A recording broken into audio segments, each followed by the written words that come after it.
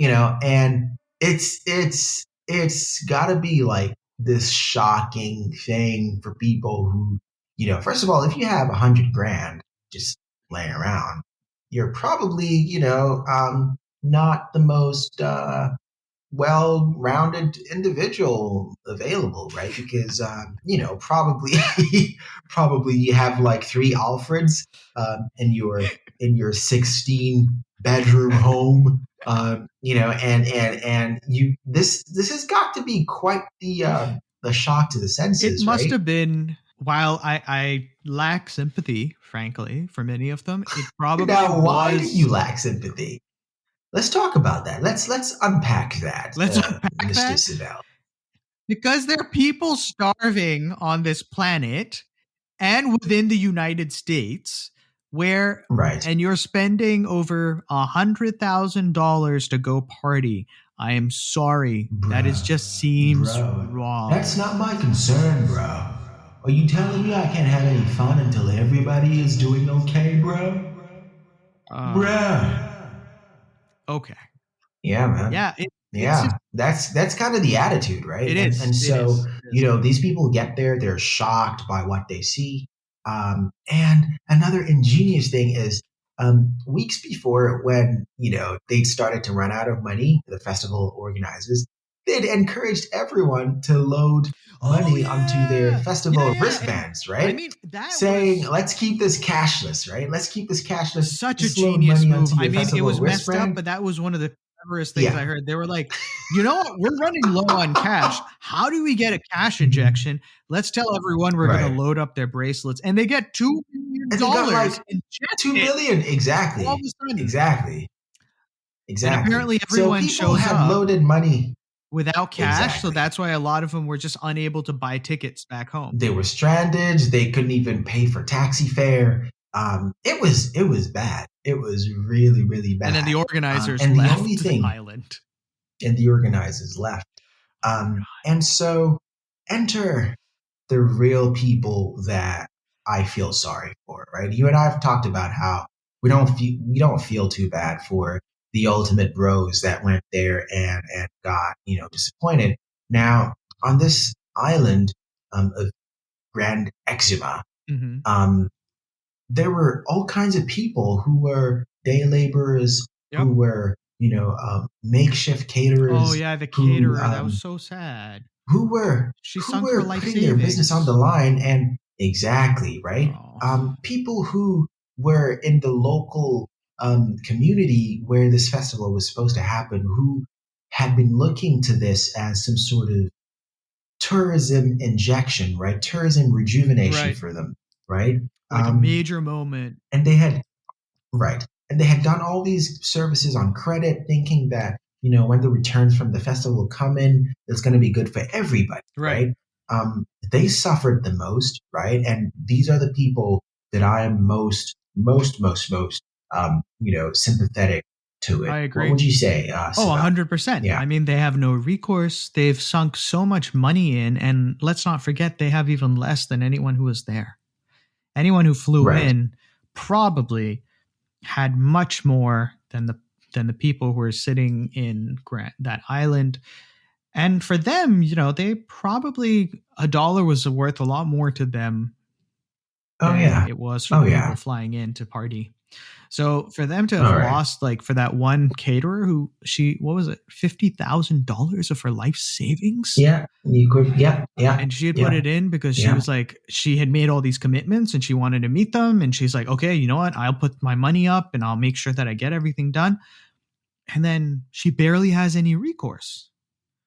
She's not even in the States. Right. I don't even know what she's not. No. Yeah. So how do you hold them accountable? How do you hold them accountable? Right, exactly. You go through international court? Like, how's that supposed to work?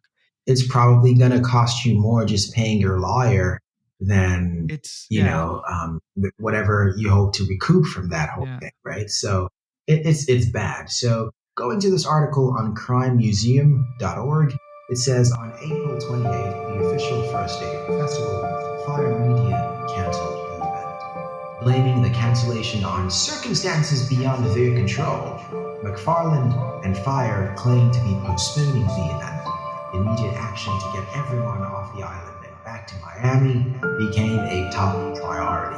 Festival goers were promised a full refund and complimentary tickets to next year's festival. Jeez, he just doesn't give up. Crazy. Next year's festival. I love how he also, did you hear that during the pre-trial phase for pre-trial, He was already scheming on his next he was thing. trying to create a New York City VIP party? This guy's obsession with exclusivity. While out on pre-trial release, McFarland had already begun working on another project, NYC VIP Access. Not too long after the company's development, the SEC charged its founder with yet another fraud scheme. McFarland pled guilty again. So this dude, he's just, at this point, he's embraced his identity as a fraudster, as a con artist, and he didn't learn anything, right? He learned nothing. And if you go through some of the records here, there's all this, information about how he falsified records leading up to the Fyre Festival. He falsified records. He made false claims, unsubstantiated claims, leading investors to think that things were going well. So they kept sinking their money in. Yeah. Right? Yep. People kept going out on a limb and sinking their money in. Because he was showing such great numbers. Actually, right. And he was actually just doing PowerPoint and Google and learning, downloading templates for this form or that form and falsifying records and all that stuff. And so at that point, there's times when you plan stuff and you really, really do have good intentions. And, despite all of that, things don't go as planned, right? Sure. There's that. But then there's the deliberate actions that you do that show that you set out to mislead and to misdirect and to defraud, right? Yeah. And I think that was the case with Billy McFarland. Yeah, I think I read, what was it, that he was showing investors that he had got revenue above $20 million in revenue of tickets, whereas in actuality at the time he only had something like 50K. Right. And it was it's just insane. And that's also, I think it mentioned that there were two other people who were helping him in putting together these falsified documents. So he had managed to find or pull some people into this craziness, this crazy harebrained scheme, and just disconnected from reality somehow. It's really bad. Jumping to this New York Post article that says Fyre Festival attendees stand to recover almost nothing from bankruptcy. Yep.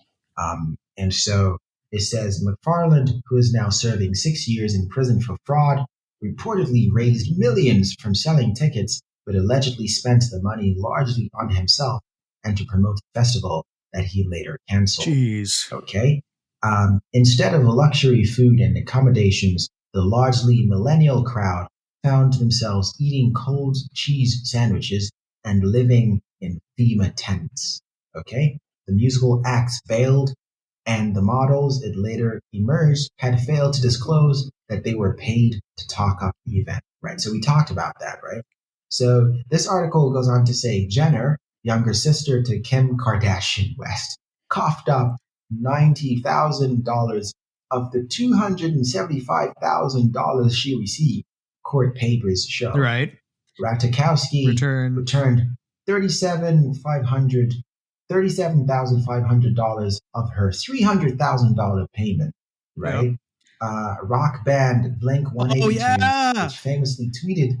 That was crazy. They would, like, the day before, Blink-182 says something. They were like, I don't think this is going to be good. We're out. Yeah, we don't think we can provide the right performance for our fans. And they just they were like, they didn't even fly to the island.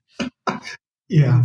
And they were the headliners. They were the headliners. They were going to be one of the largest acts on there. It said they returned $175,100 of the $265,000 they had been paid. So you can see that even when things had gone pretty south, and there was this campaign to sort of get money back from all the people that had been paid ahead of the festival.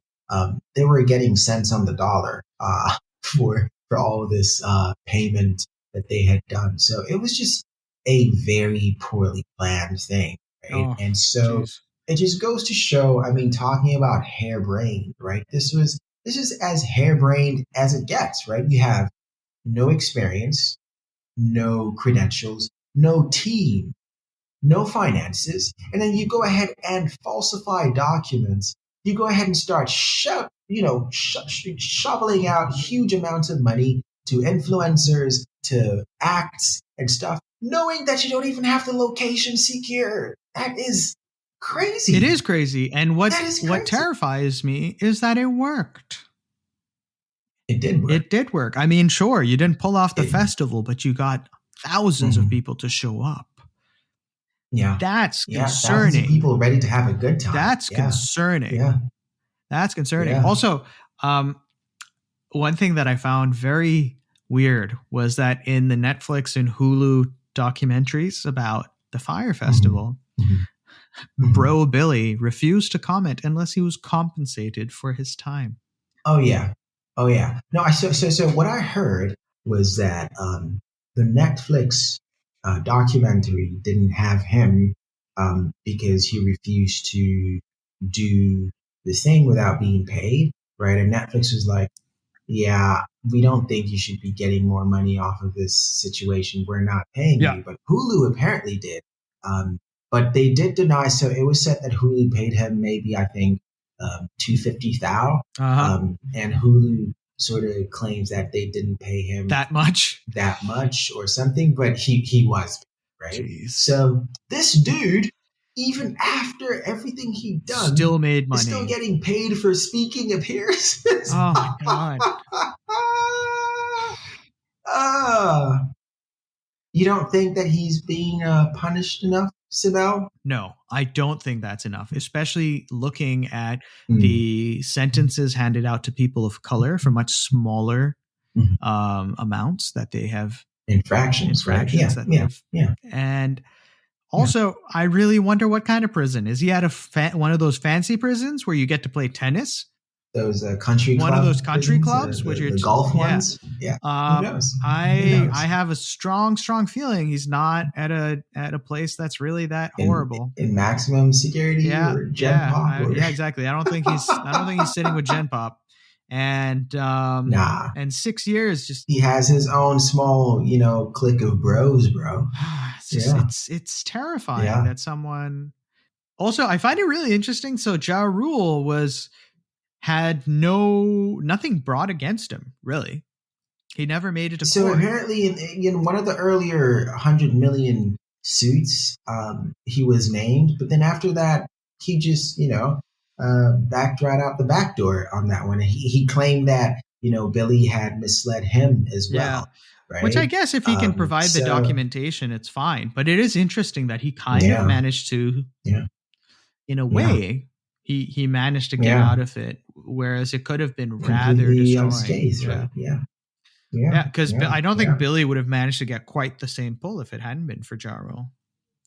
Oh no! And so that was part of Ja Rule's defense that Billy misled him and gave him false information and essentially just used him for his Ja Rule's connections. Hmm. Right? That's kind of what the defense was. Right. And so far it seems to have worked, right? Oh, Because it we don't worked. really hear too much about any consequences around this for Ja Rule. So it seems like this was Billy's to bear in totality, right? Yeah. Yeah. And Yeah. apparently bearing it is going to cost him 6 years. So I don't know. It's just, 6 years with 3 years probation afterward. It's oh my like, this is a God, joke. really? It's one of those? This is a joke. Oh, Yeah, yeah, yeah. He's probably gonna find a way to, Tiger King the whole thing and have Netflix do another, documentary on his 3 years out on probation. It's probably gonna make a ton of money out of that. sounds like Hulu That's might be yeah, his better no. shot. They seem more willing to pay. Maybe, but I mean, Oh, either way man. you look at it, no accountability or accountability at